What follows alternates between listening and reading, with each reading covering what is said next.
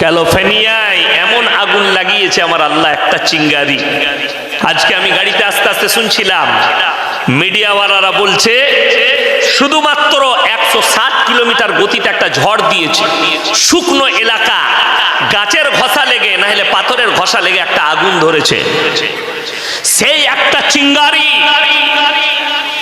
আজকের হিসেব বলছে এখনো আগুন লিবাতে পারেনি। আমেরিকার ফোর্স 70,000 গাড়িকে লাগানো হয়েছে আগুন লিবাতে, 70,000 আগুন লিবানো গাড়ি লাগানো হয়েছে। 75,000 ফোর্স নেমে গেছে আগুন লিবাতে।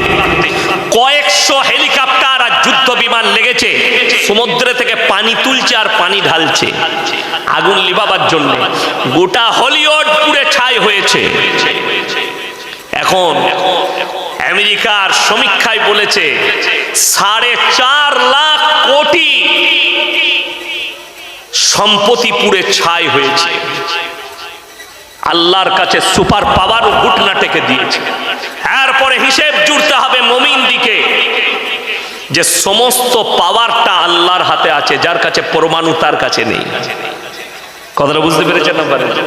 আর এরা স্বপ্ন দেখে हम कुरान को मिटा देंगे, এরা স্বপ্ন দেখে ইসলাম को मिटा देंगे।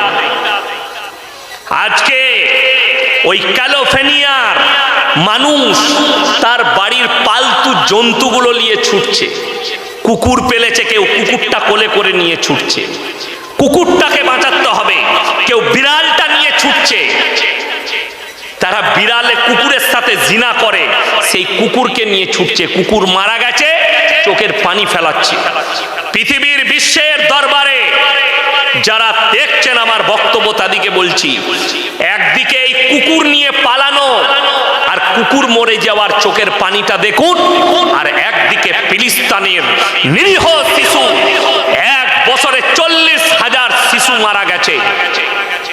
5 বছরের বাচ্চা মেয়ে ছেলে 3 বছরের ভাইকে নিয়ে কোলে করে নিয়ে ছুটছে, বোমার আঘাত লেগেছে, রক্তাক্ত অবস্থায় ছুটছে। গোটা বিশ্ব নীরব হয়ে আছে। বোমা লাগেনি, গোলা বারুদ লাগেনি। বিশেষজ্ঞরা বলছে পৃথিবীতে হিরোশিমা নাগাসাকিতে অত ক্ষতি হয়নি যতটা ক্ষতি হয়েছে এই আগুনের দ্বারা। একটা চিঙ্গারি পরমাণু থেকেও খাতারনাক ক্ষতি হয়েছে। বিল্ডিং এর পর বিল্ডিং, বড় বড় আর্টিস্টদের বাংলো পুড়ে ছাই হয়েছে। ভারতের আজকে 2টো আর্টিস্টের নাম শুনছিলাম, দুজনার ঘর আছে পুড়ে ছাই। একটা প্রিয়াঙ্কা চোপড়া নাকি, আর একটা নোরা ফাতেহি ড্যান্স করে, নাংটা মেয়ে, তাদের দুজনার বাড়ি ছিল, পুড়ে ছাই হয়ে গেছে। কুদরতের কাছে ঘুটনো টেকে দিতে হয়েছে। আজকে সবাই নিয়ত করুন, ভালো মন্দের মালিককে, ইজ্জতের মালিককে আল্লাহ। এই বিশ্বাস পৃথিবীর মানুষকে রাখতে হবে, শুধু একটা নয়। আল্লাহ রাব্বুল আলামিন দুটো বালা মুসিবত দিয়েছে। এক হচ্ছে আগুন, আর একটা রাজ্যে দিয়েছে ঝড়ের ঝোঁকা, খালি বরফের ঝড় এসছে, বাড়ি ঘর গাড়ি সব ভেঙে গেছে, রাস্তাঘাট ব্লক, জীবন ব্যবস্থা স্টপ হয়ে গেছে। সামান্য বরফের ঝড়ে যদি আল্লাহ তোমাদের জীবন ব্যবস্থা রুখে দেয়, সামান্য আগুনের চিঙ্গারি যদি তোমাদের জীবন ব্যবস্থা রুখে দেয়, জেনে রেখে দাও যেদিন আমার আল্লাহ তাণ্ডব করবেন কিয়ামতের। কোরআন শুনিয়েছি, ইদাস সামাউন ফাতারাত ওয়া ইদাল কাওয়াকিবুন তাতারাত ওয়া ইদাল বিহারু ফুজ্জিরাত। আসমান আর জমিনকে ফাটিয়ে চৈচাল্লা করে দেব, সমুদ্রকে উতলে দেব। সেই দিনে পৃথিবীর অবস্থাটা কেমন হবে একবার ভেবে চিন্তা করে দেখুন, আপনাকে সিজদায় পড়তে মন হবে। আমি এখনো বয়ান শুরু করিনি, আমি খালি ভূমিকা টানছি। এটা আমি আপনাদেরকে আল্লাহ চিনাচ্ছি।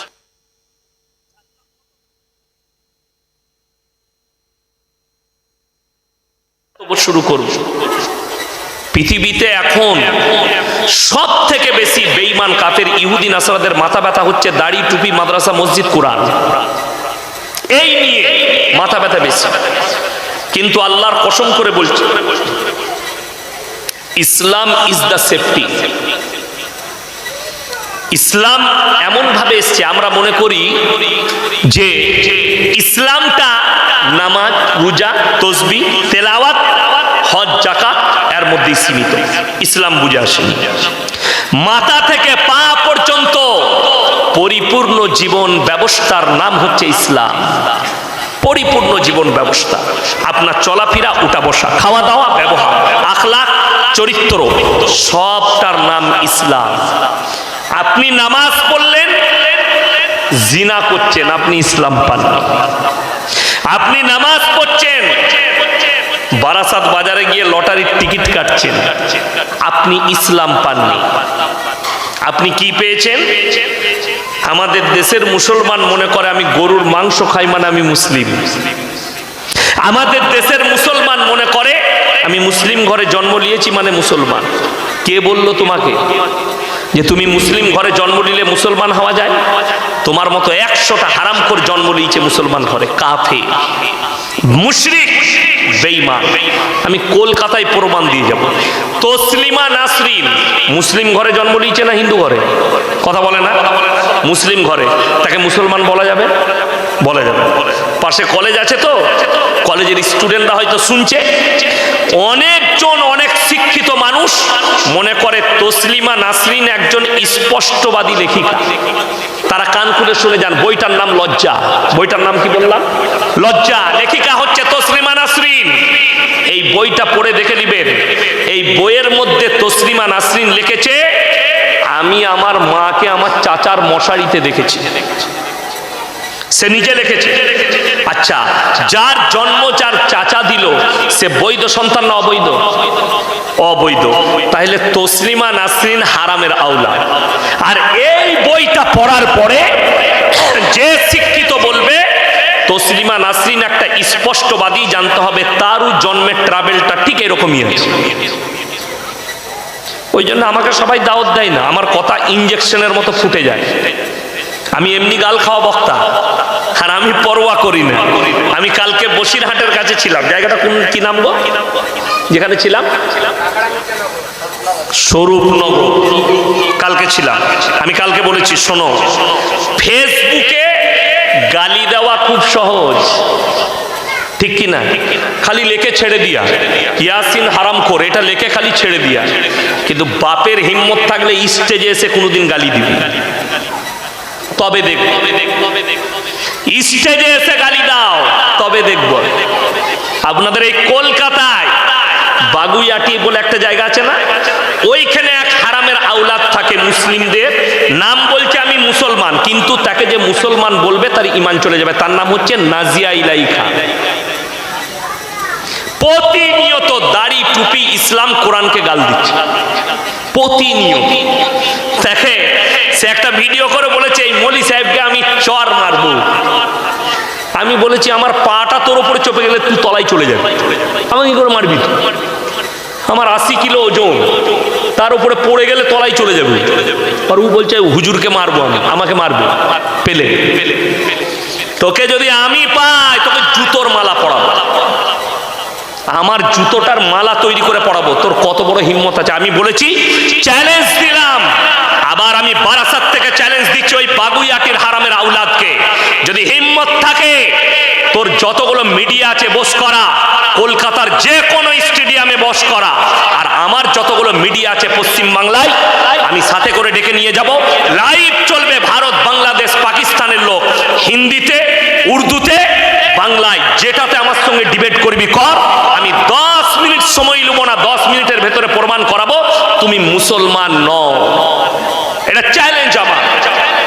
10 মিনিট সময় লাগবে না আমার প্রমাণ করাতে। বড় কষ্ট লাগে কার ঘরে? মুসলমান। অথচ আপনি একটা অমুসলিম ভাইকে গালি দিচ্ছেন। কেন গালি দিচ্ছেন? কোরআন শোনায়, ওয়ালা তাসুব্বুল্লাযীনা ইয়াদউনা মিন দুনিল্লাহি ফায়াসুব্বুল্লাহা আদওয়াম বিগাইরি ইলম।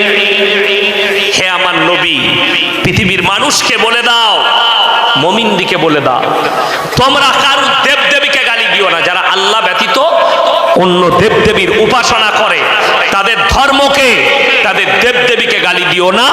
অজ্ঞাত অবস্থায় সে তোমার আল্লাহকে গালি দিবে।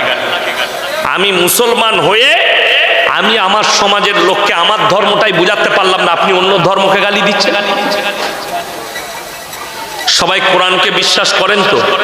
হাত তুলে বলুন তো ইনশাআল্লাহ। কোরআনকে আপনি বিশ্বাস করেন, আর আমি প্রমাণ দিয়ে যাচ্ছি মুসলমান মুখেতে বলে আমি কোরআনকে বিশ্বাস করি, আমলেতে কোরআনের কতগুলো অস্বীকারী মুসলমান, এটা আমি আজকে এই বারাসাতে প্রমাণ দিয়ে যাব। কোরআন এমন এক মুকাদ্দাস কিতাব, আল্লাহর আসমানি কিতাব, আপনি অবাক হবেন। বড় বড় আলেমরা কিতাব লিখেছেন না লেখেন? মুহাদ্দিস, মুকাররির, মুফাসসির বহু কিতাব লিখেছেন। ভারতের একজন এমন আলিমে দ্বীন আছেন জিনার লেখা আরবি কিতাব মক্কা মদিনার ইউনিভার্সিটির সিলেবাসে আছে। জোরে বলুন না সুবহানাল্লাহ। তিনি অন্য কেউ নন, লখনৌ উত্তরপ্রদেশ লখনৌ নাদওয়াতুল উলামার প্রতিষ্ঠাতা মোল্লা আলী মিয়া সাহেব নদভী রহমতুল্লাহ আলাইহি 4000-এর বেশি কিতাব লিখেছেন। 4000 কিতাব লিখেছেন। একটা পৃথিবীর মনীষীকে বার করে দেখিয়ে দেন 4000 বই কে লিখেছে। 2000 খুঁজে পাবেন না, 2000। 4000 বই লিখেছেন। এইরকম বহু মুহাদ্দিস, মুকাররির, আলিমে দ্বীন, তিনারা বড় বড় কিতাব লিখেছেন, বহু মনীষী কিতাব লিখেছেন। কিন্তু কারুর বইয়ের হেডিং এ লেখা আছে আমার লেখার মধ্যে কোনো ভুল নাই? কথা বলে না? একটা বই বাড়ি থেকে নিয়ে আসুন, যারা কলেজের স্টুডেন্ট ভাড়া আছে তাদেরকে বলুন একটা বই নিয়ে এসো যার হেডিং এ লেখা আছে আমার এই লেখার মধ্যে কোনো ভুল নাই। আমি ইয়াসিন এইখান থেকে ক্ষমা চেয়ে বাড়ি যাব, আর আমার পকেটে যা টাকা বেরোবে আমি তাকে দিয়ে চলে যাব। একটা বই নিয়ে এসো কোনো লেখকের, তার হেডিং এ লিখে রেখেছে আমার লেখার মধ্যে কোনো ভুল নাই। আল্লাহর কসম, কোরআনকে খুলে সূরা বাকারা আল্লাহ রাব্বুল আলামিন প্রথমে বললেন যালিকাল কিতাবু লা রাইবা ফি, আমার এই কোরআনে বিন্দু মাত্র সন্দেহের কোনো অবকাশ নেই। জোরে বলুন সুবহানাল্লাহ। এটা একমাত্র কোরআনে আল্লাহ লিখেছেন, বাকি কারোর কিতাবে নেই। আল্লাহ বললেন আমার এই কোরআনে বিন্দু মাত্র সন্দেহের কোনো অবকাশ নেই। এরপরে ডোজগুলো দুবার আমি বুঝিয়ে দিচ্ছি মুসলমান কিভাবে অস্বীকার করে। ইমানদারির সঙ্গে বলুন, কোরআনে আল্লাহ যে আমাদেরকে হুকুমগুলো দিয়েছে, যেগুলো হারাম দিয়েছে সেগুলো হারাম না হারাম নয়? যেগুলো হালাল বলছে ওগুলো হালাল না হালাল নয়? হালাল। এটা মুসলমান বিশ্বাস করে। কিন্তু ভেবে দেখুন, সুদ খাওয়া হারাম না হালাল? হারাম তো। তাইলে আশা করি আপনাদের এখানে কোনো সুদখোর মুসলিম নাই। কথা বলে না? আছে? এরপর বুঝাই, কোরআনে বলেছে ওয়াহাল্লাল্লাহুল বাইয়া ওয়া হাররামার রিবা, তোমাদের জন্য সুদকে হারাম করেছি, ব্যবসাকে হালাল করেছি। আপনি যখন এটা জেনে শুনে সুদ খাচ্ছেন, এই লোকটা আল্লাহর সঙ্গে যুদ্ধ ঘোষণা করলো না করলো না? কথা বলেন, যুদ্ধ ঘোষণা। এই লোক আর মুমিন থাকবে? কথা বলেন, মুমিন থাকবে? অথচ দুঃখ, আমাদের দেশে মদ খেয়ে মসজিদে ঢুকা যায় না, গাঁজা খেয়ে ঢুকা যায় না, কিন্তু সুদ খেয়ে নামাজ পড়া যায়। ঠিক বললাম না? গায়ে আতর লাগিয়েছে। কি আতর লাগিয়েছিস ভাই? জান্নাতুল ফিরদৌস। বাবা, ওই জান্নাতুল ফিরদৌসে ঢুকবে। কাজ কি করে? সুদ খায়। আতর জান্নাতুল ফিরদৌস, কিন্তু ওর ভেতরটা গুয়েতে ভরা, পায়খানায় ভরা, রগে রগে পায়খানা ঢুকে আছে। রাসূলের হাদিস শুনেলেন, কেউ যদি 1 টাকা সুদ খায় নিজের মায়ের সঙ্গে 36 বার জিনা করার সমান পাপ হবে। নাউজুবিল্লাহ বলেন। যে লোক সুদ খাচ্ছে সে নিজের মায়ের সঙ্গে কতবার প্রত্যেকদিন জিনা করছে সে নিজে অনুভব। যে সুদ খাচ্ছে সে রাসূলের বিরুদ্ধে যুদ্ধ ঘোষণা করেছে। করেছে না করেনি? ইমানদারির সঙ্গে বলবেন, 5 ওয়াক্ত নামাজ পড়া ফরজ না ফরজ নয়? ফরজ। কোন লোক যদি জেনে শুনে এই ফরজ ছাড়ে, গুনাহগার না গুনাহগার নয়? আমাদের সমাজে 100টার মধ্যে 80টা বেনামাজি মুসলিম। ঠিক বললাম না ভুল বললাম? 80 জন বেনামাজি। আপনি কি করে নিজেকে বলছেন আমি একজন ইমানদার? কোন মুখে বলছেন আমি রাসূলকে মহব্বত করি? কোন ভাষাতে বলছেন যে আমি রাসূলকে মহব্বত করি? তোমার গরুর গোশত খাওয়াতে রাসূলের মহব্বত? আমাদের দেশের লোকের সমস্যা কোথায় জানেন? ফরজ ইবাদত নিয়ে মারামারি করে না, এরা নফল নিয়ে বেশি মারামারি করে। ফরজ নামাজ হারামখোর পড়ে না, কিন্তু শবে বরাতের রাতে ও নফল নামাজ ছাড়বে না। ঠিক বললাম না ভুল বললাম? এ আসছে শবে বরাত, সারা রাত এই বারাসাত, আপনার খিদিরপুর, মিটিয়া বুরুজ, হাওড়া রানীহাটি, কিছু যুবক আছে হারামখোর, জীবনে নামাজ পড়ে না, কিন্তু শবে বরাতের রাতে গুটকা খায় আর বাইক নিয়ে ছুটে বেড়ায়। আর ঘরের লোক জানছে, ওরে বাপরে আমার বেটা সারা রাত নামাজ পড়ে, কিছুই না। কিয়ামতের দিনে দেখবি খালি। ইমানদারির সঙ্গে বলুন, একটা ছেলে স্কুলে কোনো পরীক্ষা দেয় নাই, কলেজে শুধুমাত্র মৌখিক পরীক্ষা দিয়েছে, সে যদি রেজাল্ট আনতে যায় তাকে রেজাল্ট দিবে না ঝাঁটা করে মারবে? তো তোমাকে যদি কবরে জিজ্ঞেস করা হয় ফরজ নামাজ, ওইটা খালি বলতে পারি না, তবে কি করে এনেছিস? খালি শবে বরাতের রাতে ৭৫ রাকাত নামাজ পড়েছি। তোকে বলবে তোকে কাবাব শাখা করবো, রেডি হবে, ওইটা নিয়ে কি করবি? আমাদের সমাজের অবস্থা এটা, ফরজ ইবাদত করবে না, অথচ রাসূল বলেছেন যার নামাজ নাই তার মধ্যে ইসলাম নেই। এটা রাসূলের হাদিস। কোরআন খুলে নেন। অনেক সমাজের লোক বলে আমি নামাজ না পড়তে পারি, বারাসাতে চায়ের দোকানে বসে বলে আমি নামাজ না পড়তে পারি, আমার মতো ভালো লোক পাবি। এই মাল আছে না? না, গাদা আছে আমার। নামাজ পড়ে না, রোজা রাখে না, কিন্তু সে বলছে গায়ের মধ্যে ভালো আমি। তুমি কেমন ভালো আর কতটা কামিয়াব হবে কোরআনকে জিজ্ঞেস কর।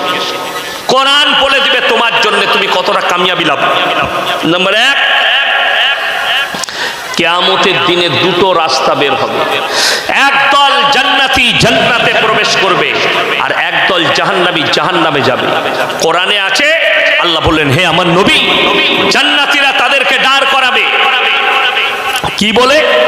ফি জান্নাতি ইয়াতাসাআলুনা আনিল মুজরিমিনা মা সালাকাকুম ফি সাকার।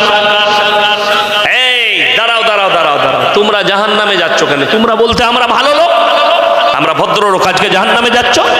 তাদের 1 নম্বর উত্তর হবে ক্বালু লাম নাকু মিনাল মুসাল্লিন, আমরা মুসল্লি নামাজি মুসল্লিদের মধ্যে ছিলাম না, আল্লাহ তাই আমাদেরকে জাহান্নামে পাঠিয়েছে। ক্বালু লাম নাকু মিনাল মুসাল্লিন, আমরা নামাজি মুসল্লি ছিলাম না, আল্লাহ তাই আমাদেরকে জাহান্নামে পাঠিয়েছে। আজকে শুনেলেন কোরআনের কাছ থেকে আপনার সম্পর্ক ছিন্ন। প্রত্যেকটা মুসলমান নরনারীর জন্য দ্বীনি শিক্ষা অর্জন করা ফরজ না ফরজ নয়? ফরজ। এটা জানে।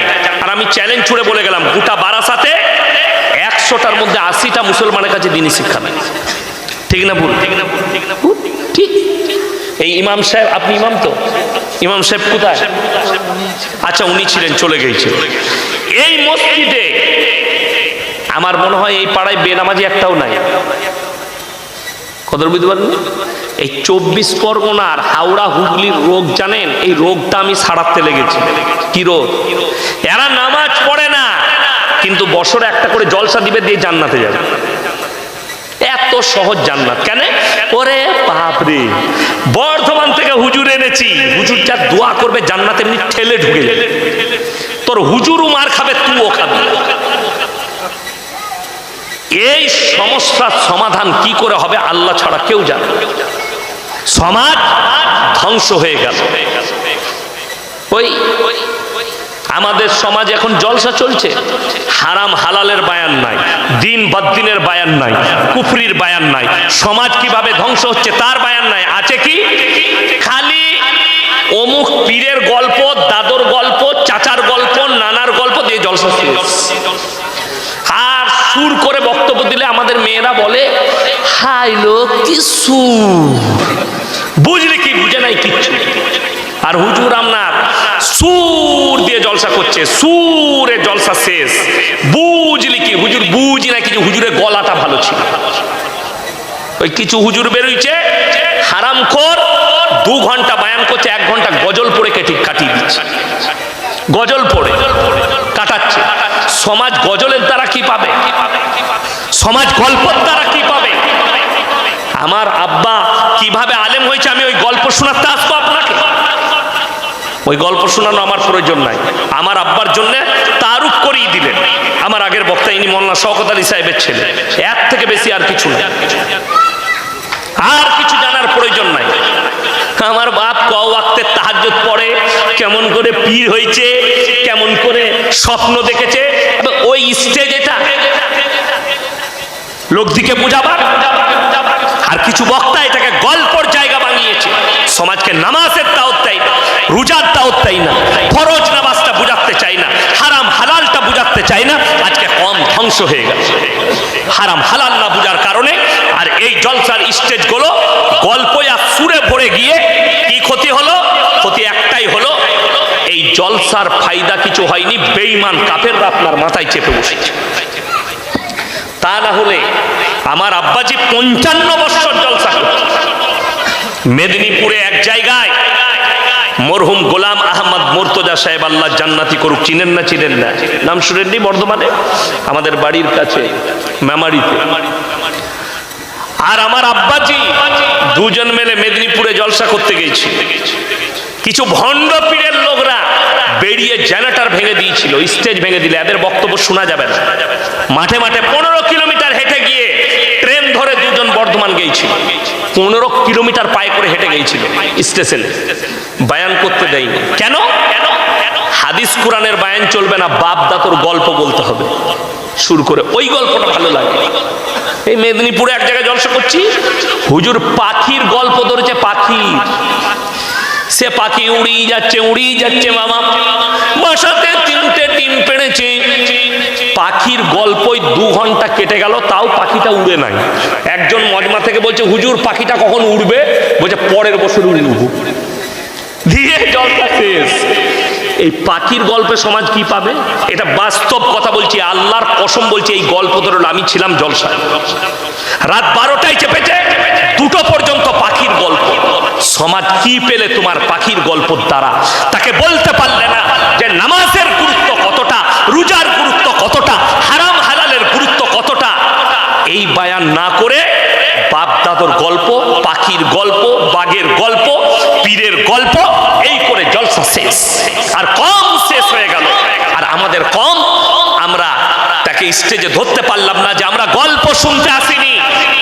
বাপ দাদর গল্প পড়ে শোনাবেন, মোবাইলে বলে দিবেন ঘরে বসে আমার বাপ দাদর গল্প আমরা ফেসবুকে শুনে নেব। আজকে নামাজের কথা বলেন, আজকে রোজার কথা বলেন, আজকে কম কি করে বেঈমান কাফেরের হাত থেকে বাঁচবে এটা বলেন। আপনার বাড়ির কাছে কলেজ আছে, যদি হিম্মত থাকে প্রশাসন বাবুদিকে ডাকুন, এখানে বসে শুনবে। আমি বায়ান করে যাচ্ছি, আমি মৌলভী শওকতের বেটা ইয়াসিন বুক ফুলিয়ে বলে যাচ্ছি, আজকে ধ্বংস হয়ে গেল কম। আর ইহুদি নাসারা খ্রিস্টানরা বড় কার্যকলাপ চালিয়েছে ভারতের মাটিতে, তারা কামিয়াবি লাভ হয়েছে। তা না হলে কলকাতার বুকে আপনার বারাসাত থেকে শুরু করে কলকাতা নিউ মার্কেট, কলকাতা আপনার পার্ক স্ট্রিট, যতগুলো জায়গা আছে, অমুসলিম ভাইদের থেকে, খ্রিস্টানদের থেকে হিন্দু আর মুসলিমদের ছেলেরা ক্রিসমাস বেশি পালন করেছে। যদি কোনো হিন্দু ভাইদের পণ্ডিত থাকে বাপের বেটা, আর যদি আমার কাছে স্টেজে এসে বলতে পারে না হিন্দু ধর্মে ক্রিসমাস আছে, আলহামদুলিল্লাহ, আমি তার শুকর আদায় করি।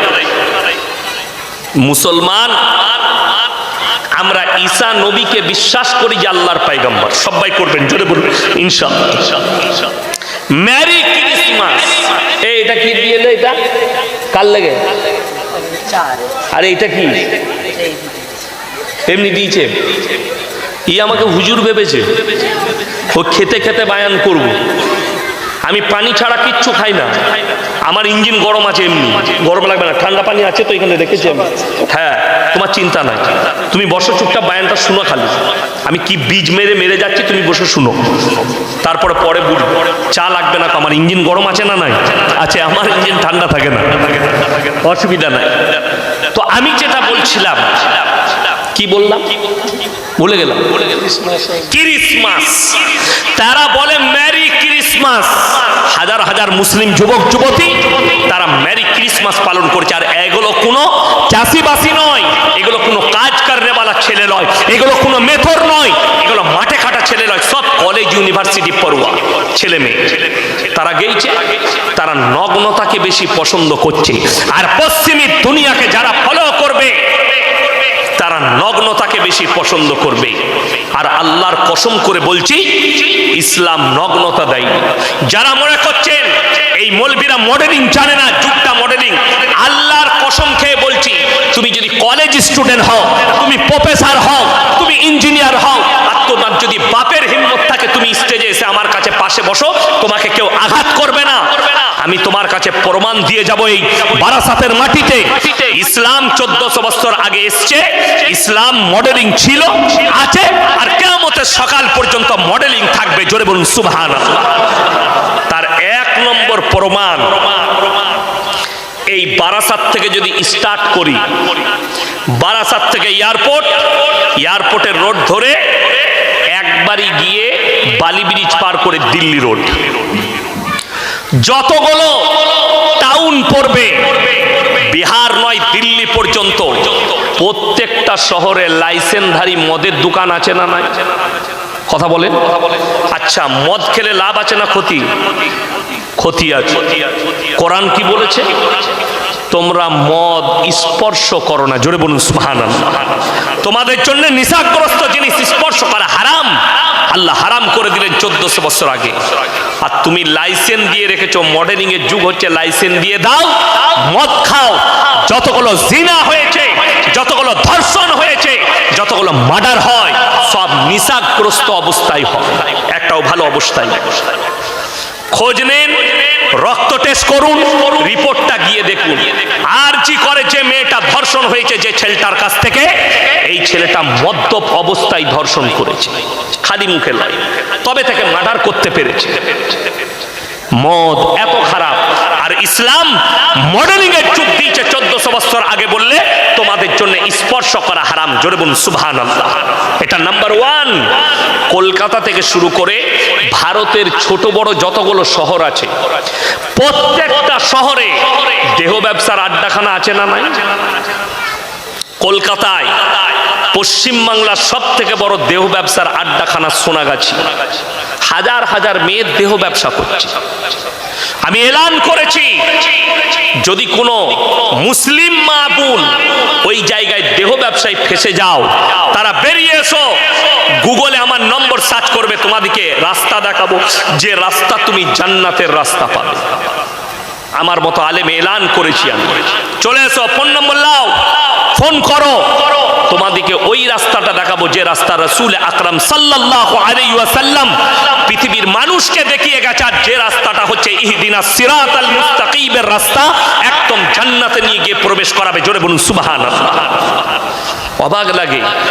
এইটা হচ্ছে মডেলিং, লাইসেন্স দিয়ে রেখেছে সরকার। তার প্রমাণ দিই, আপনি যদি সোনাগাছিতে যান, আপনাকে ধরবে না, কিন্তু বেরিয়ে এলে পুলিশ বাবুরা আটকাবে। ঢোকার সময় বাধা নাই, বেরোবার সময় বাধা আছে। তার কারণ, পুরুলিয়া ডিস্ট্রিক্ট যেতে গেলে আসানসোল শহর কভার করতে হয়, আসানসোলের ভেতর দিয়ে যেতে হয়। জায়গার নাম হচ্ছে নিয়ামতপুর, ডিসেলঘাট ব্রিজ। ওইখানে একটা জায়গা আছে লচিপুর নাম, দেহ ব্যবসার একটা বহুত বড় পট্টি আছে রোডের ওপরে।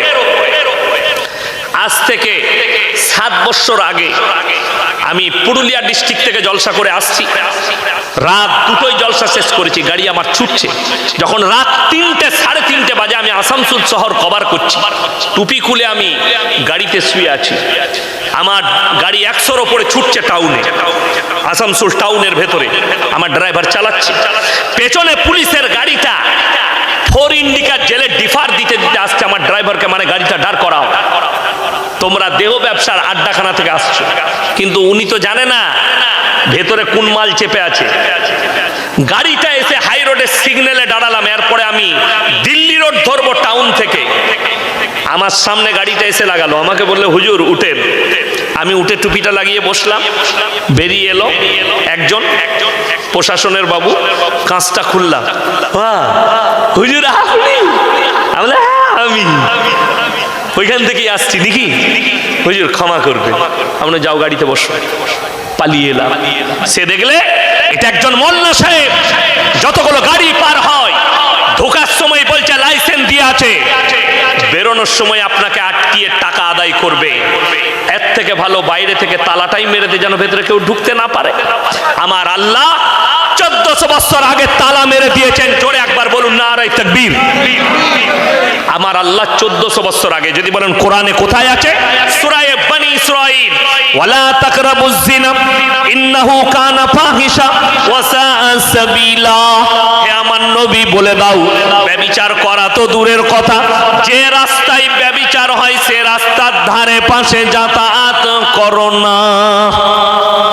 ব্যভিচার করা অনেক দূরের কথা, যে রাস্তায় ব্যভিচার হবে সে রাস্তার ধারে পাশে যাতায়াত করো না। আর এরা বলছে লাইসেন্স দিয়ে রেখেছি। শুধু এটা নয়, এর থেকেও দামি প্রমাণ দেব। কলকাতায় বৃদ্ধাশ্রম আছে না? কথা বলেন। আচ্ছা, সকালবেলায় গিয়ে আমাকে গালি দেওয়ার আগে শিক্ষিত দিকে বলছি, গিয়ে খোঁজ নিবেন কার কার মা আছে শুনেলেন। ডাক্তারের মা, প্রফেসরের মা, ইঞ্জিনিয়ারের মা, আপনার আইপিএস এর মা, উকিলের মা, ব্যারিস্টারের মা, জজের মা, ডাক্তারের মা, মা বাবারা ওখানে আছে। চাষিবাসীর নয়। ঠিক বললাম না ভুল বললাম? যদি আমার কথা মিথ্যা হয় আগে প্রমাণ নিয়ে এসো, তারপর আমাকে ফোন করে গাল দিবে। আর যদি তুমি বাপের বেটা হও, আমি রাতের বেলায় একদিন আসবো, তোমার কাছে থাকবো, যেদিনে জলসা থাকবে না তোমাকে সাথে করে নিয়ে আমি সকালে যাব আর তোমাকে প্রমাণ করিয়ে দেব। ওই বৃদ্ধাশ্রমে একটা যদি টুপি দাড়িওয়ালা মৌলবীর মা দেখাতে পারেন হাফেজ আলেমের, আমি আল্লাহর কসম খেয়ে বলছি জীবনে আর আমি সমাজের বুকে বক্তব্য দেবো না। চ্যালেঞ্জ ছুড়ে বললাম, জীবনে আর বক্তব্য দেবো না। আমি মাদ্রাসায় গিয়ে ক্লাস করতে লেগে যাবো কাল থেকে, আর জীবনে কোথাও বক্তব্য দিতে যাব না। যদি প্রমাণ দিতে পারেন একটা হাফিজে কোরআনের মা আছে, একটা আলেমের মা আছে, একটা ইমামের মা বাপ আছে, দেখাতে পারে। যদি বলেন কেন নেই, সবাই একবার সুবহানাল্লাহ বলুন। আচ্ছা, ভারতবর্ষের মাটিতে কোনো যদি বাপের বেটা শিক্ষিত থাকে, মুসলিম হোক অমুসলিম হোক, হাত তুলে খালি আমাকে প্রমাণটা বলে দাও, এই ভারতের মাটিতে মুসলমানদের কটা বৃদ্ধাশ্রম আছে, কোথায় আছে? একটাও আছে? জোরে বলবেন না সুবহান।